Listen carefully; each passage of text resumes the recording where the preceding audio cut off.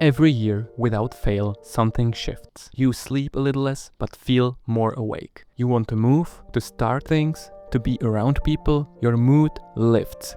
Not because anything changed in your life, but because the planet tilted a few degrees. That's not poetry. That is your biology responding to one of the oldest environmental signals on Earth. Spring is not just a season. It's a full system reboot of the human organism. And most people have no idea how deep it goes. Everything starts with light. Your brain has a tiny structure called the suprachiasmatic nucleus, your internal clock. It sits in the hypothalamus and it is wired directly to your eyes, not to process vision, to read light. In winter, days are short. Your brain sees darkness for 14, 15, maybe 16 hours. In response, the pineal gland pumps out melatonin, the hormone of darkness and sleep, for longer windows each night. Your body runs slow. That's not a flaw, that's the design. Then spring arrives. Days get longer. Light exposure increases. Melatonin production compresses. And that single change, more light, less melatonin, triggers a cascade that touches almost every system in your body.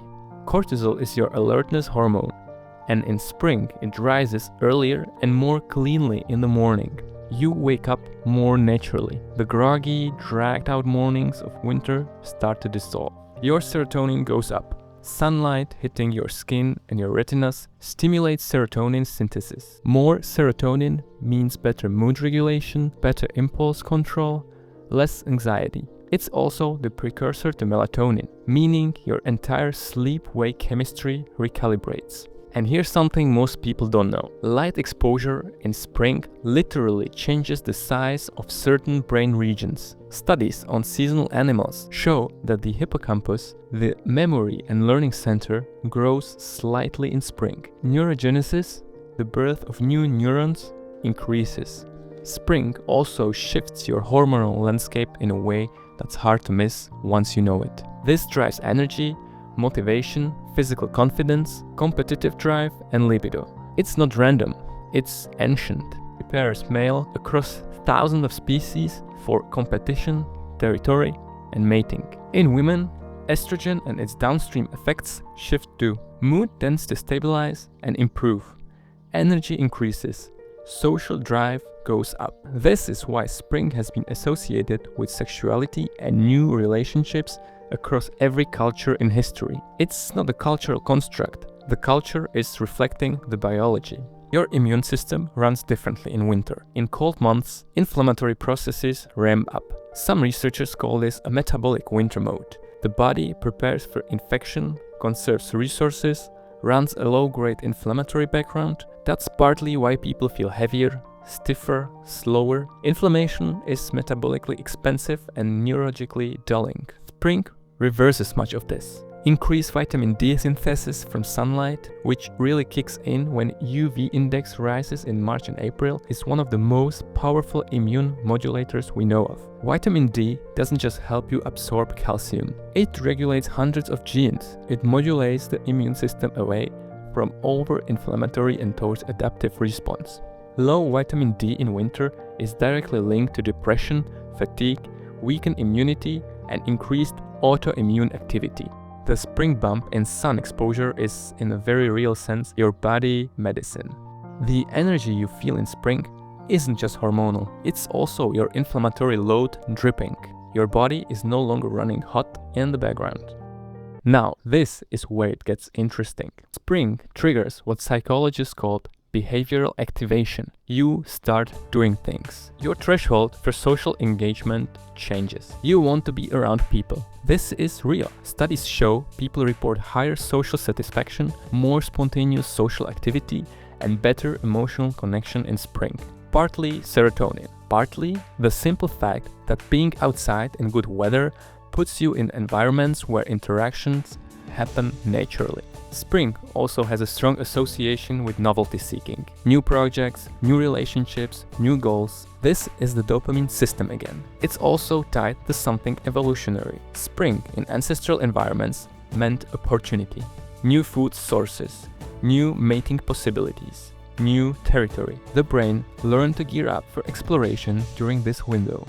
This is why spring cleaning and new beginnings aren't just cultural cliches. The urge to reorganize, start fresh, clear out the old, that's your brain in a high drive state looking for a territory to improve. There's also something worth naming here. Seasonal depression, SAD, affects a massive number of people, and it lifts almost universally in spring.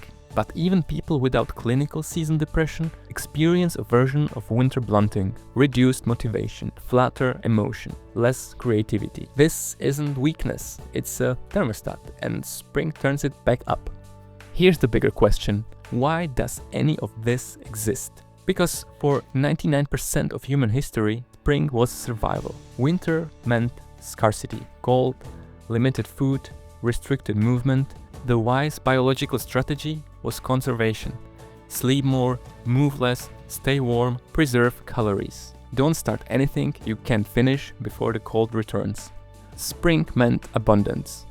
The landscape reopened, animals returned, plants grew. It was the optimal window to hunt, forage, build, mate, explore, form alliances, and do every high-energy activity that winter made dangerous or wasteful. So your body evolved a clock that runs on light, and that clock prepares you in advance for that seasonal opportunity window. The hormonal, neurological, and immune shifts of spring are not reactions to warmth. They begin before warmth arrives. They are triggered by light length. Your body is anticipating spring before it fully comes. It's preparing you. This is why people often feel the spring lift in late February or early March, even when it's still cold. The light is already changing, and your hypothalamus has already noticed. We are not separate from nature, we are an expression of it. Our moods, our drives, our clarity, they are seasonal instruments. Now that you know the mechanism, you can double down on the advantages it brings. Get light in your eyes early. Within 30 minutes of waking, go outside. Even overcast light is 10 times brighter than indoor lighting. You're triggering cortisol, suppressing residual melatonin, and sharpening your circadian rhythm. This single habit will improve your sleep, energy, and mood more than most supplements. Use this biological drive. Don't fight it. Spring is when your brain is most open to new learning, new goals, new habits. This is the natural window for behavioral change. Start to think. Your neurobiology is supporting you. Respect the immune reset. Get sun on your skin in spring. Not to tan, to produce vitamin D. Even 15 or 20 minutes of midday sun on your arms makes a significant difference in your vitamin D levels, your immune regulation, and your mood. Move outside. Combine exercise with sunlight and nature. This stacks the serotonin, dopamine, and cortisol benefits. It's one of the most potent antidepressant combinations available to a human being, and it costs nothing. Notice the seasonal rhythm in yourself. Pay attention to when your energy peaks and dips across the year. You are a seasonal creature. Planning your most ambitious work, your deepest relationships, your biggest risk, in alignment with your natural highs is not soft. It is intelligent. Spring isn't a metaphor. It's a biological event happening inside you, in your hormones, your neurons, your immune cells, triggered by photons hitting your retinas. Every culture that ever existed celebrated it, because they felt it. They built their calendars, their rituals, their planting seasons around it. Recently, we have built ourselves indoors, under artificial light, disconnected from the signal. But the signal is still there, and when you step outside and let it in, something very old and very intelligent in you wakes back up. That's spring. That's what it does.